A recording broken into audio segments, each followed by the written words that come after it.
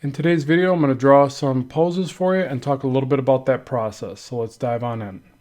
So what I like to do here is just practice a variety of figures from my imagination and scrutinize the results. So I'll sit here and try to draw this in a way where I'm less critical because obviously if you get too critical during the process, you might stop, you might throw them away, right? Delete the file, whatever.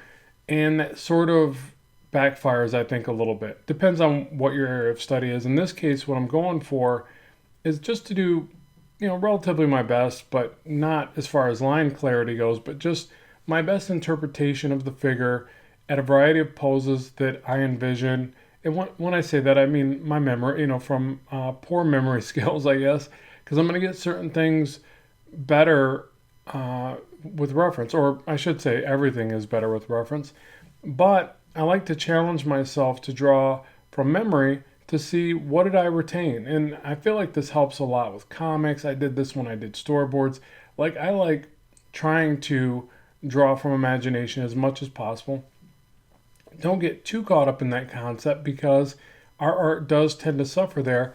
But for me, what it does at this stage of the work is I can draw these poses. I'll make changes. You see, I draw the rib cage more stylized, things like that. The abdominal muscles go up higher. This is a stylization for comics, but I'll make certain choices that I just want to see in the work, and then I sort of recalibrate each time that I go back and study from life. So it's a back and forth process. I think that ultimately I would love to be able to draw everything from my imagination. I think that ideally when I got into art, that's what I was thinking, but that's just not the way it is. Not for me anyways. Maybe some people have like an eidetic or photographic memory where they can do that. I don't. But again, I do love the part where I draw from my imagination and I'm sort of just faking it, and it feels more inspiring, and I think it fuels my creativity. So then when I study from life, it's a little less interesting to me, but at the same time, I know that I'm doing the homework that's necessary.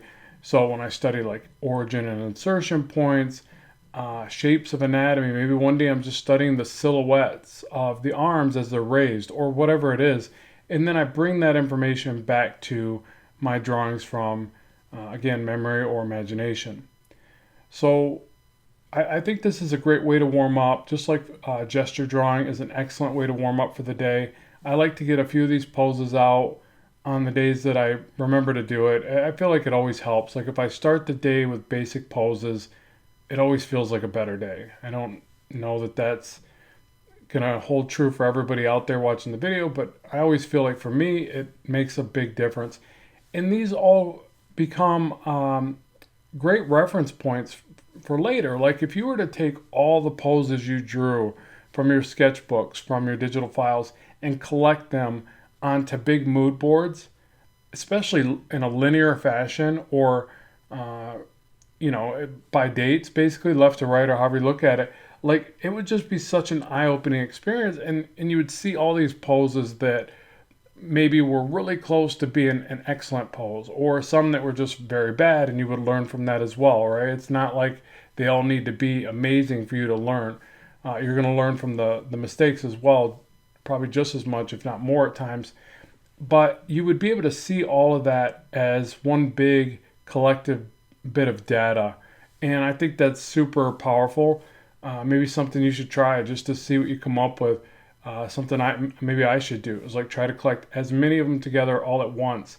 And again, you can sort of like zero in on the things that you're like, well, I'm almost there. Like I'm starting to understand the back muscles, but I always draw the back flat. Like I need to raise that shoulder or whatever the thing is. You'll start to zero in on the aspects of your work that could just be that little bit better. And generally, it's that little bit that really makes a huge difference, I think. I think that at first we make big sweeping changes to the body because it's hard to sort of, know about to sort of zero in on the details that make it work. Why we can look at an artist's work and they just seem so masterful. And it's like, I'm still drawing an arm and it's discernible that it's an arm, but it's not like the way they draw arms. Why is that? Well, it's those tiny little differences that really I think add up. And the reason I say that is I've been doing art mentorships, so doing live stream sessions with other artists, and I'm helping them, figure out different aspects of their work. I'm working with two students right now, and there's aspects that they're doing that are really well, that are right on point, doing great stuff. The silhouette looks good, or the posing is good. And so it might just be a little thing here or there, but as soon as you point it out, people generally get it. And I've been able to have this happen when I worked with other artists, and they were like, hey, dude, you're drawing pretty well, but have you ever thought of this? I'll never forget like live streaming with David Finch, and he pointed something out, a couple things out to me. And it's funny how it's so easy when it's a more advanced artist that has a better understanding of the thing you're after.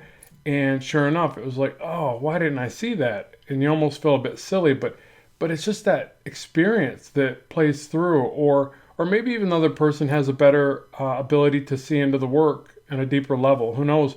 But sometimes you can shed light on that for a fellow artist, and so it's a really cool thing. Obviously, that's why mentorship can be so beneficial for some, most I would say. And then, but the other part is that if you can't do that, just the volume of work. I always stress that to everybody.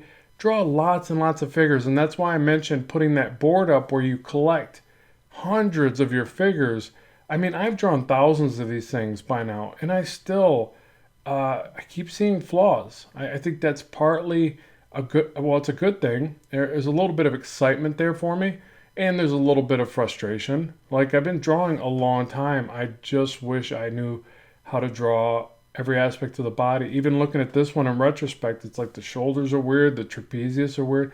That's a reoccurring thing in my work. I always draw the head a little too flat against the shoulders on a pose like this.